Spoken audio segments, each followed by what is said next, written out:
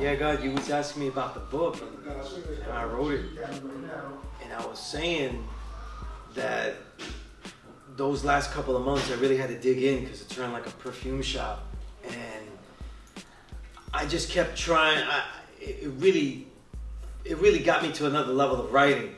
But that's how it is with me too, like listening to too much music. Yeah. But I had no choice. The book is no good if it comes out too late. So it had to come out early in the year. So I realized I could do it. And when I got it done, that's what it became, because the whole concept of this book is to not just say what my favorites were, but basically try to give an overview of the entire universe of music that's out there. You know what I mean? And categorize it where people are in categories that overlap. People will be in 2 or 3 more categories. So people that look through it can say, well, I like this kind of rap. You know, I like boom bap straight up. What's boom bap? Right. You know, or I like this, you know, or I'm interested in this. And they could use it as like kind of an encyclopedia type thing. You know what I mean? And throughout, obviously, when I write, I put my own thoughts and ideas, commentaries of things. You know, so depending what I was feeling at the time, you know. Well, what are your thoughts on the whole trap movement in New York now?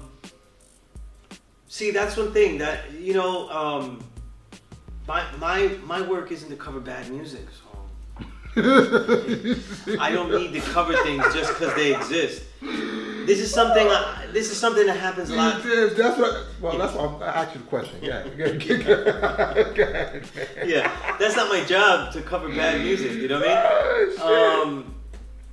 It's I'll say one thing, right? So you saying Pop Smoke was? He didn't make good music. You know, he made music that people felt, but musically, there's nothing new in it. The energy he put onto it was unique. It was new. It was vital. But that's important. It's important, right? That's important. Here's what I mean. This is probably the most, even more offensive thing I could say, is that when the format of the music is bad, it only requires an energy that is very easily duplicated. So no matter how many people tell me that Pop Smoke's music was unique, it can be very easily duplicated. And let's not forget that before Tekashi, I go to the worst of the worst. Before Tekashi was outed as a snitch and outed as this, everybody was feeling the energy of his songs and saying it was raw and that it was capturing some kind of wild intensity that we had. And that's what he's saying. Where was I? Everybody knows where I was, right? I was saying it's bad music.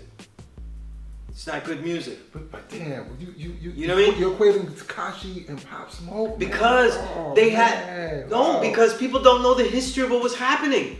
Everybody's lying. They're jumping off the bandwagon. When Tekashi came out, though, the same reasons they liked his music are the same reasons they gave for Pop Smoke.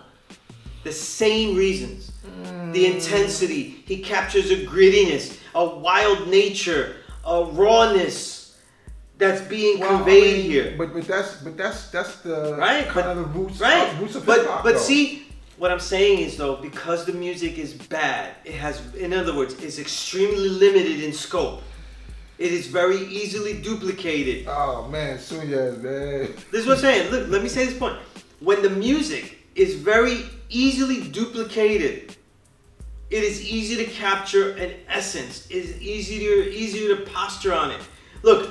But that's what helps. You could have that's what helps spread the. Listen, a virgin could make a reggaeton song and sound like he gets all types of ass all day. It's the format of the song. It's designed for party. You know what I'm saying? It's designed for party and the wildness of a party.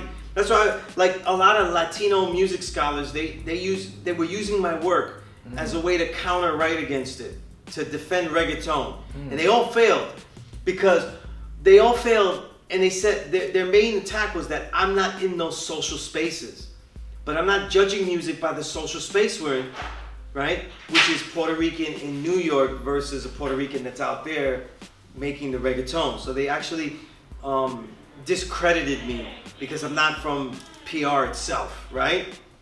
So the problem is, God, is that a reggaeton song that isn't about whoredom, parties, and bowling is not a reggaeton song. It's a rap song with probably a bad beat. But then it's a rap song. You see what I'm saying? It's not a reggaeton song. Oh, so yeah, man. It's not a trap song unless it has no regard for human life, and it is about hustling by any means necessary and the takeover of what we're doing. No one can say either way. I've described every single trap song. There's no trap song where they say, you know what? Look, this is the beginning of the trap song. We have a trap beat. Insert trap beat. It's going on right now, and I'm the guy that's rapping, and I go, this song we're not gonna talk about the crack house, and we're not gonna talk about any of that shit. We're not gonna talk about this dough that I have. We're gonna talk about politics, nigga. We're gonna talk about all this shit that Biden's been doing. Then it's not a trap song anymore. The trap song is confined by the content, which means that it makes it very it's easy to duplicate. And I find it funny, guys, because you could get any, like Pop Smoke, right? His voice was dope. His aura, he had a dope aura, right? But every single song though was very duplicatable. Easily you could make it again. Why? But that's what made it. Black soul is everywhere. Black soul is everywhere. Yes. And you're gonna say, well, there's only a certain amount of people that have been doing that trap thing the proper way and making that money that way. That's not true either. You know what I'm saying? There's no shortage of criminals. You know? Ah, man. So if it's confined by that, when you listen to an MC, you're supposed to not know generally what he can say. But these aren't really genres, or they're definitely not genres, and they're definitely, to me, not subgenres. They're memes, and I don't mean memes like memes that you scroll on social media, but they're memes. They're portions that contain elements of rap. You know what I'm saying? And they're basically a pop version. You know what I mean? I can't find a more studio versions, right, of what the white man wants to hear than trap and reggaeton. And no one's gonna see the problem, God, is that people act like they made up trap in their own neighborhood, like the music, and they made up reggaeton in their music. They say, no, the record labels didn't make this, we made this ourselves. But after the 2000s, a certain level of education came where the industry is something to be hustled. So since 2000, that whole thing doesn't apply. You could make music in the streets that's designed to be sold. It became another product, and people pre-sell out. You know what I'm saying? Look at Ludacris. He has degrees. He has degrees that were more of a higher level, that put him at higher validity to be in the music industry than me, and to write about music. And yet you never caught that intelligence like on that level when you listen to his music. All you know is the area code of the hoes. So when we used to see it by accident or sincere, like an Eazy-E, you know, they don't have a high level. They talk about what they know, and that's the small amount of things they know. Then you get the artist that is selling himself to the label. So he pre-packages himself, so he knows a lot of things, but he's only going to speak about these few things. That's, to me, the loss of the MC. You know what I mean? Well, and to me, that's why, what original artistry do you get out of trap? Technically, like people go, no, there's a lot of technical skill on it and stuff like that. No, you only get double time and triple time rhymes on that. You only get super speed rhyming. There's no nuance. People think speed is the only way to rhyme, but so is when we go to watch an auctioneer. You know what I mean? All right. So, I mean, what you're describing is the adverse reaction or response to capitalism, basically. You know what I'm saying? Absolutely.